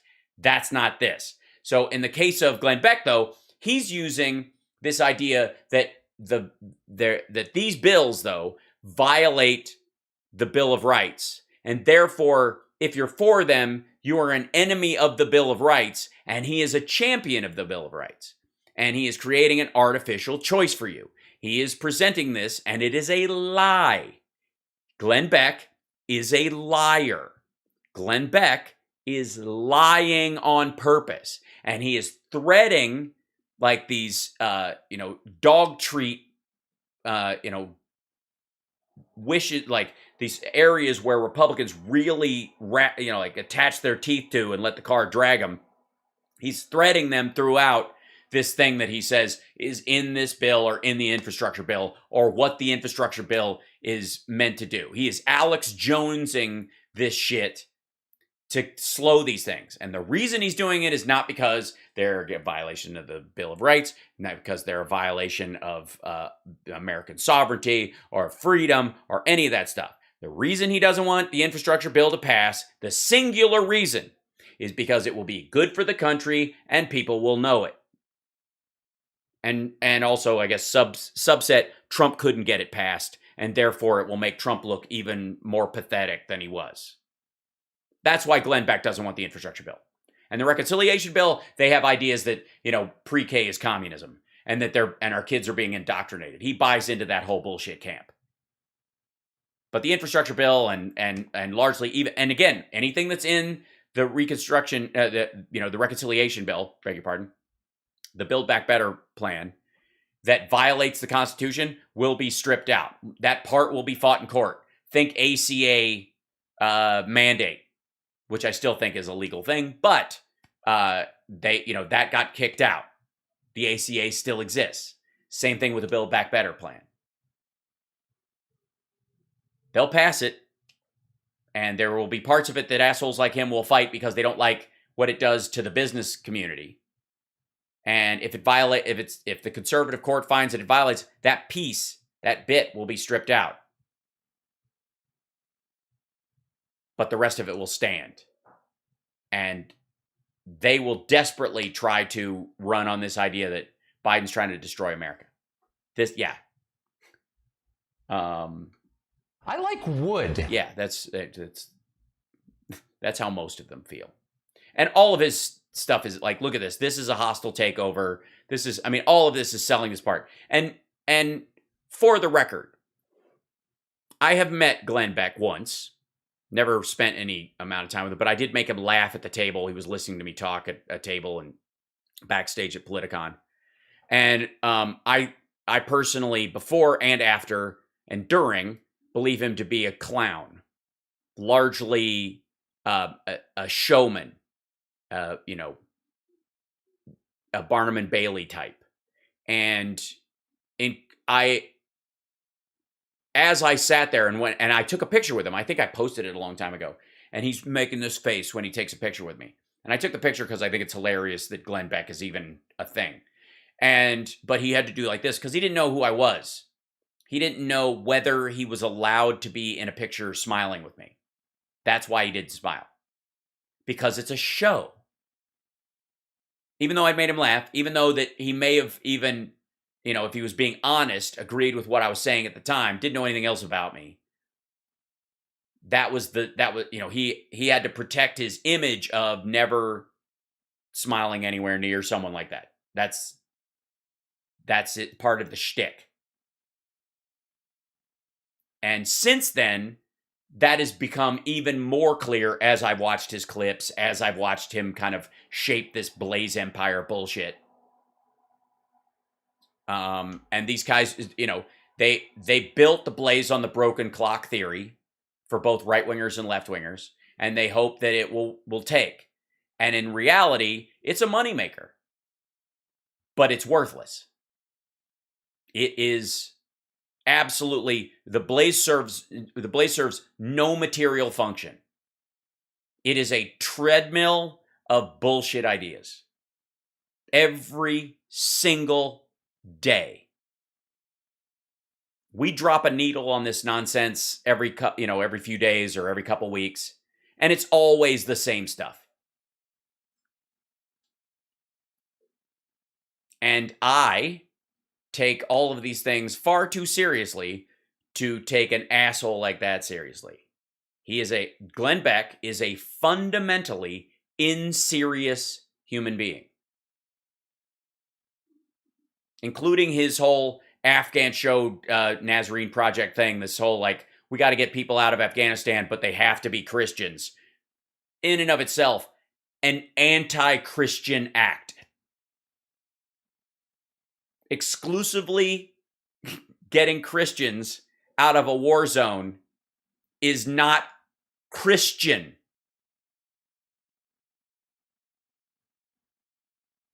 So, just to clarify, also dumb. Speaking of dumb, look. This is the also part of this feed, and I've only got like 20 minutes left. How about this? Let's do a double whammy of stupid. Derp. Don Jr. went on Hannity, apparently baked out of his frigging gourd. Look at this. That's the dude. I would pay extra for the thumbnail on those days. I went on Hannity last night. I didn't hold back. Oh, so he just broke wind the whole time. Where is he supposed to be? I don't know. Is that Miami? Is it West Palm? I mean, it's a screen. Who cares? But this is Don Jr. on Hannity. Guys, we don't get a guys out of this one, though. Yeah. Oh, and this is going to be an ad for something. Really? An ad for OnlyFans? That's hilarious. Here with reaction from the Trump organization. Seriously. We hold on. Don Jr.'s Rumble page shows a clip from Hannity with an ad for OnlyFans on it. I think the universe is starting to make sense. Donald Trump Jr. I'm just going to let you... Gap. Now, I don't know if they just played a clip. It looks like he's reacting already to something, but we'll see. Pick up the conversation where we are. Right. So, yes. Please slice off the context.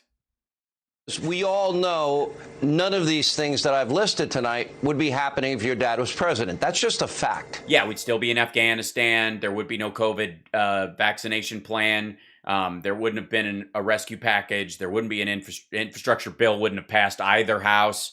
Yeah. No, that is a good point. He's jet black today. He's no longer gray, but he leaves the chin scruff. I think that's tasteful. it's not, Sean. I was actually with him not that long ago today. Not that long ago today. About this, and I can assure you he wouldn't be paying essentially a pre-ransom to the Taliban because they left Americans there. Maybe if they did something... Well, we would have never left. He's already said we wouldn't have left. We would still be in Afghanistan right now. Also, American soldiers would be killed because we would have passed the date the Taliban agreed to a ceasefire, so they would be firing on Afghan forces, and our soldiers would be among them, and they would be dead. There would be more dead. And it continue like the 64 that died during his presidency. That would just be a rolling number that we'd be chalking up. We'd also be pissing away $300 million a day in the desert to shore up a government and a military that has no intention of standing on its own. What else wouldn't there have been? Well, we'll just keep on. Never gave them anything. They usually to get back some of our equipment, which will be used for decades to come. All the M4. No, all the M4s. Listen to this. He's going to list off the rifles. All the helicopters, all the Humvees, all of that equipment will be used to suppress any sort of free speech, will be used to suppress an... Yeah, they're going to be running over schools in Humvees. If women and children, people will be killed and maimed with America. Okay, so it was okay if they do it, just as long as they don't do it with the gear we gave to the Afghan military? Equipment because we left it to the Taliban forever. This wouldn't happen under Donald Trump. You know what else wouldn't happen under Donald Trump?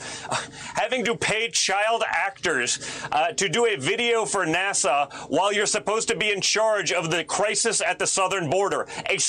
What? Why not? Your dad paid actors during his presidential announcement coming down the escalator. Remember? Those were extras. Humanitarian crisis that's happening concurrently with the disaster in Afghanistan, and now the United States is paying bribes to Afghanistan. We have a VP that's paying. How are we paying bribes to Afghanistan? How's that? Oh, you mean the UN and the World Bank and the other groups getting together as countries to give food aid to them? MIA. They need to bring in child actors because apparently she's incapable of actually being real. I mean, her commitment to cringe is truly impressive, Sean. And the fact that it's Sinking Ship Entertainment that did the production tells you everything you need to know. Because to offer solutions, more failures, like. And by the way, I have not looked into I didn't see the Kamala Harris video with the kids or whatever, but if it's a promotion video, that's not weird. Let's see. Harris child actors. Ignore widely mocked space video. Slam for using child actors in space video. Let's see. This is New York Post. Vice President Harris is being roundly mocked on social media for a bizarre space exploration video. Has revealed the children featured as students in the clip were actually child actors. I'm guessing they were also in school. So the kids who are in this video aren't students anywhere. Perhaps they found kids who were articulate and smart and fit a certain look to try and inspire kids like to go into STEM. Right. But anyways, let's see. Students at the clip produced by a company called Sinking Ship Entertainment were actually child actors who are also students and children. I mean, you do realize that they actually go to school. The video is the first in a YouTube original series called Get Curious with Vice President Harris and features the Vice President speaking with several young students about the wonders of space exploration and science. Released last Tuesday, Harris first planned her performance. Released last Thursday, Harris was first panned for her performance in clips. One of her likened her performance to a secret serial killer, while who gives a shit what they said. All five of them are actors. Carlo Bernardino, whose 13-year-old son Trevor was one of the youngsters taking part. He's a child actor. He's been trying to do this type of thing for a while, and he's a manager and agent, and they send him castings. Yeah, but he's a kid. You do reality stuff too. Are you familiar? Is anybody familiar with the concept of an industrial?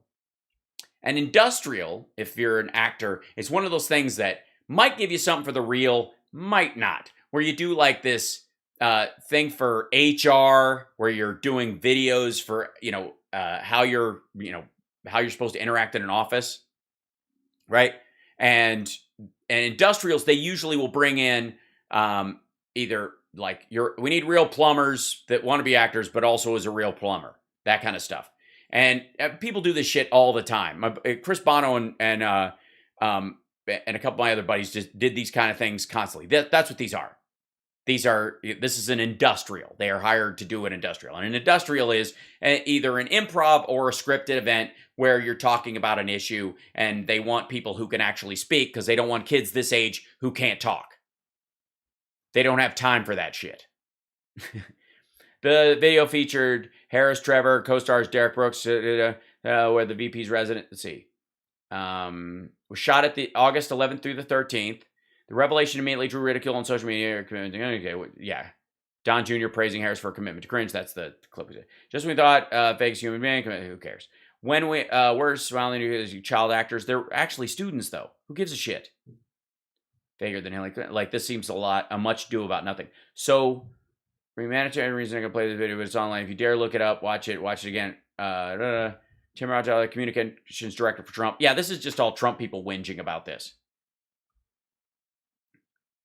Okay, and then let's see. White House says it did not select child actors in YouTube video. The White House says it did not select the child actors who appeared in a YouTube original video and politicians that use of okay. In a video post last week, she started participating in YouTube Originals. So YouTube Originals is the people, kids and family special. So they're reaching out and doing this or partnering with Harris to do this. Called Get Curious with Vice President Harris. In the video, she met with 5 school-age kids in the U.S. Naval Observatory, took questions, spoke about space. The Vice President is now catching heat, blah, blah, blah. The casting process for the show was no different from typical unscripted kids shows across our networks and streaming platforms. YouTube selected the kids that were featured. We reached out via not-for-profit organizations, social media, and traditional casting websites looking for kids who were interested in contributing positively to their communities, who can also talk and won't freeze up at that age. Spokesperson added the YouTube is proud of the series, and we look forward to the attention shifting back to the encouraging families to get excited about space exploration. So she was the guest, essentially, is the difference. So the video featured her, but the video is the Get Curious series. And then the with part is this. All right. I wish I cared. Like this, again. Biden administration is a sinking ship. People see it all over the world, but unfortunately for America, the Russians see it. The Chinese see it. The Russians see it? How so? Which is why now the Chinese are flying airplanes into Taiwanese airspace. The Chinese? That's interesting. Let's see.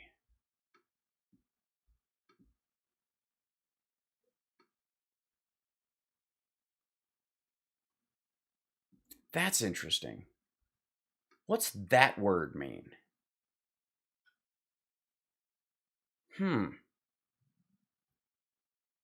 Now, I know they did this a couple of times during Trump, but I don't remember that word or that word ever factoring in.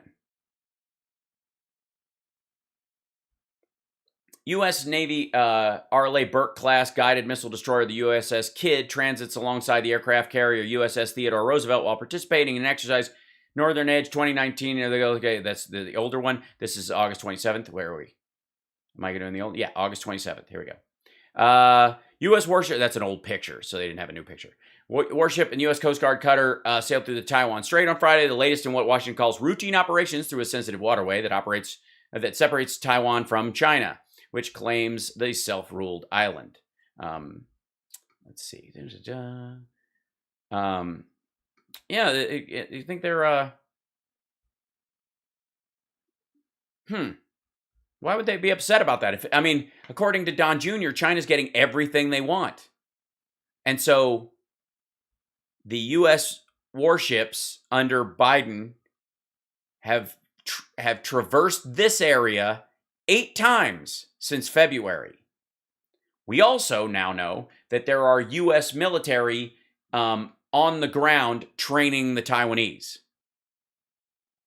Yes, and that's a good link. Thank you for making that link in the chat room. Obviously the Chinese are flying over Taiwan because Kamala Harris did an education video on space travel. Reckless abandon because they know with reckless abandon. No, they're flying over the corner of it and then flying back. They're being dicks, but there's no reckless abandon. They're not buzzing like Taipei 101. In 9 short months has lost their standing as the leader of the free world. They realize, our allies, our friends realize... Oh, you mean like the AUKUS agreement? You mean that part? America, who won't defend its own citizens in Afghanistan, won't defend its own allies and people that helped us. Well, yeah, obviously your dad could have gotten everyone out of Afghanistan. He just chose not to. 20 years.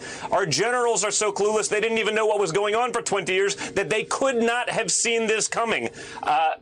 America is in a bad spot right now, Sean, and it's a true shame. It really is sick. All right, so then you add... He's borrowing his dad's use of the word sick.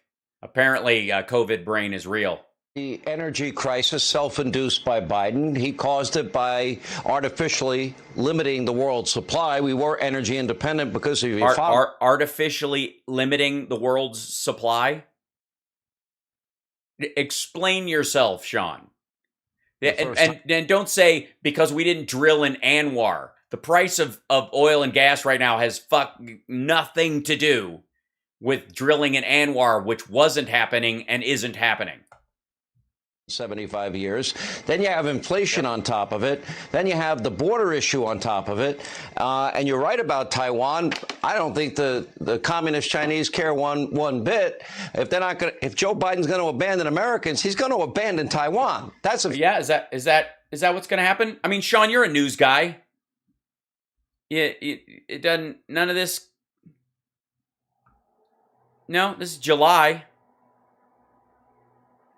We sent this ship, and again, the distance I was showing you, but that they go through is not a huge space. Oh shit, this is the Reuters one. Let's see. Let's just grab a. Let's see.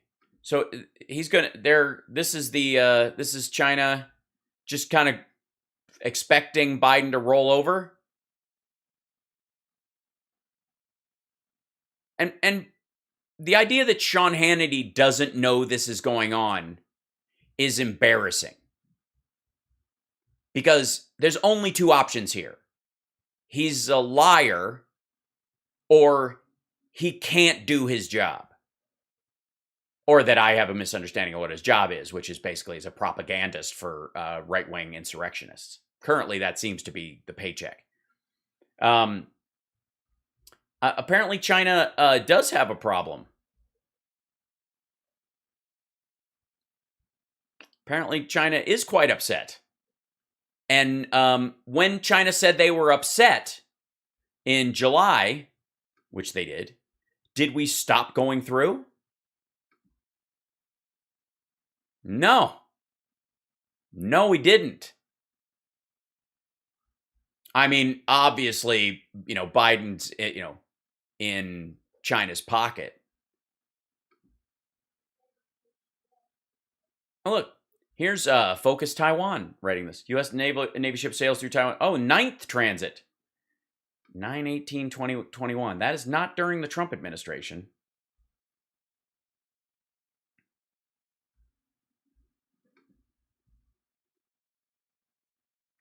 Should we look at U.S. We'll do all the U.S. military are on the ground training Taiwanese. Complete, and they know it. No, they don't know it. And here's hoping they don't take your word for it and kill a bunch of Taiwanese people. Of course he is. Of course he is, Sean. Remember, but the media was very clear, and so was the Biden administration. We're not going to cancel fracking. We're not going to end these things day one. They're just lying to you, Sean. They didn't cancel fracking on day one. What the fuck are you talking about? They're happy just lying. They'll say whatever they need to move the ball in their... A little bit of projection. Obviously, that would have been very unpopular in many swing states. So they'll tell you they're not going to do it. The media's going to cover it. Just like the Hunter Biden laptop, I imagine if it... You'd have to imagine it because it doesn't exist. Show me a picture of the Hunter Biden laptop. Go ahead. I'll wait. The Don Jr. laptop from hell, it would not be considered Russian disinformation by those same left-wing communist activists that run... Well, that's because if your dad said Don Jr.'s laptop from hell, it would probably be a real laptop. Mainstream media that runs social media. Okay, last question. You're being broomed by Sean Hannity. Yeah, we get it. You're starting to get as boring as your dad. Have been outraged, but none of that. You know your dad as well as anybody.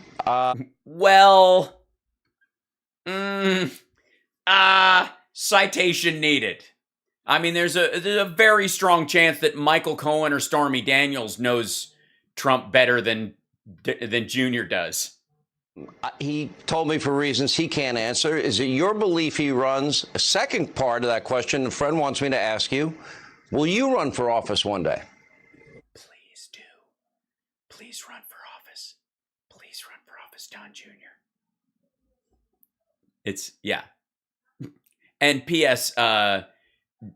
He's not saying because they can't raise money off of it. They can't sucker people into that Save America PAC.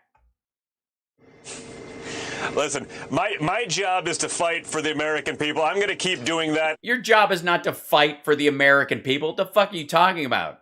You microblog on Rumble and you get a paycheck from your dad's company. Fight for the American people? How? No Trump has served in the military.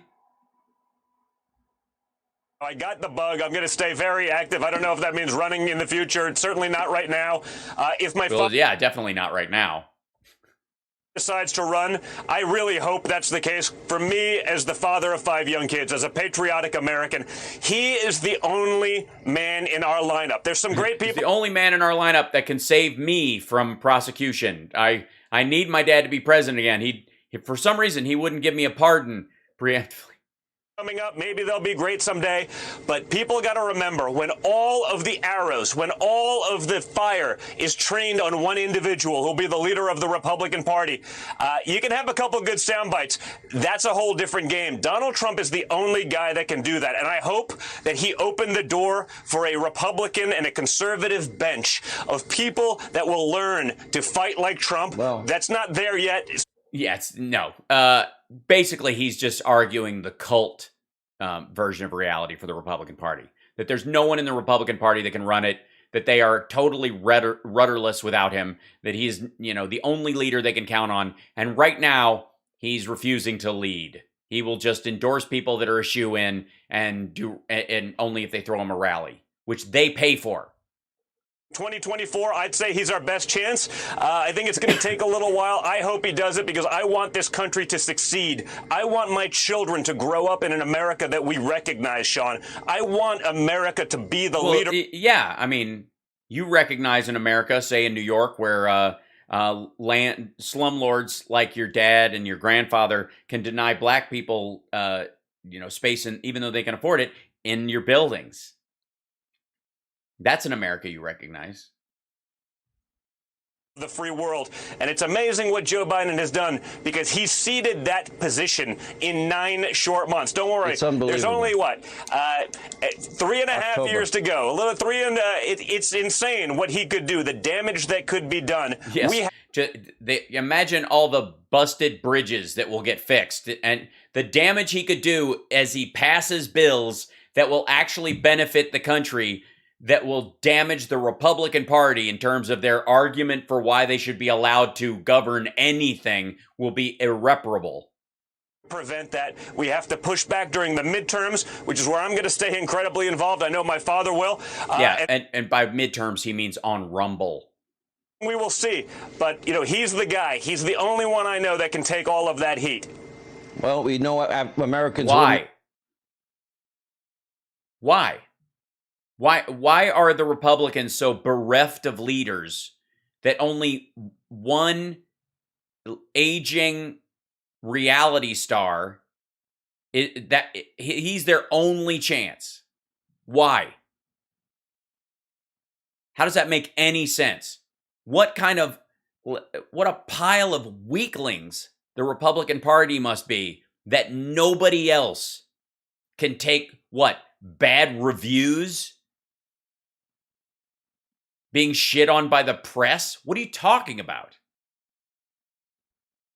And abandoned. We know the border would be secure. We know we wouldn't have an economic mess. We know we'd be energy independent. No, you don't. None of those things are true. You do not know those things. Because even the house of cards that Trump alleges he built was collapsed by COVID. And COVID was, the damage from COVID was largely based on his intentionally ignoring, I think is it over 5 o'clock? Yeah, I gotta bail out. His intentionally ignoring all the warning signs. We know that we'd have more therapeutics. We know that Taiwan. How would you have more therapeutics because Trump is president? What do you mean? Fewer vaccines? Be under threat of China. That's just a short list. Don Jr., thank you. Thank you for wasting everyone's time, including mine. All right, I've got to bail out early tonight. I apologize for that. I will see you guys in the morning for the morning show. It'll be a little tighter as well, and then one in the afternoon. And I will see you guys then. A reminder, and by the way, I noticed we had some extra trolls in here tonight. Thank you guys for joining us. I appreciate it. Many of you know we wouldn't be growing like we are if it wasn't for the trolls. Because I do long form stuff on Twitch, that works, but on YouTube, that's a harder sell because most people do these little short videos where they don't say much and they say it very quickly. And I do these long form videos because I don't take anybody out of context and I attack it as they present it. And I'm very proud of that fact. And I thank we had a couple of trolls in here fairly regularly. And without them, we wouldn't have the reach and the algorithm that we have. And again, thank you for writing stuff as well. Thank you for, making sure that you put stuff in the chat. Obviously we don't want any, hate language or anything like that. But if you're just kind of yammering, that actually helps too, because it tells the algorithm that the show is engaging and it's fantastic. I think we have to jump over and join Airborne on Twitch. So I'm going to do a raid to him right now because I'm ending earlier so we can reach out to them. So I'm going to send all the Twitch folks over to our dear friend Airborne Ojeda. And love you trolls, mean it. And we're from me and the chat and the people who love to be here and love to watch the show and gather here. We want to thank you for spending time with us because you will never get it back. Time's one of those things, no refunds. So thanks for letting me eat some of your time that you will never get back. It's just a lovely, lovely thing. So I'm going to start that raid right now over there, and I will see you guys tomorrow. Have a great night. Take care of yourself and take care of somebody else. And to all the trolls out there, if you're not going to get vaxxed, wear a mask. Stay alive during this wave. I want you, even though I despise your thoughts more than likely and your ideas, I still would like you alive so that I can argue with you. I wish death on none of my fellow Americans. I wish you long life and health and happiness. And then maybe if you have enough of that, one day you'll have enough long life and health and happiness to just stop being a dick. There you go. All right. See you guys tomorrow. Bye.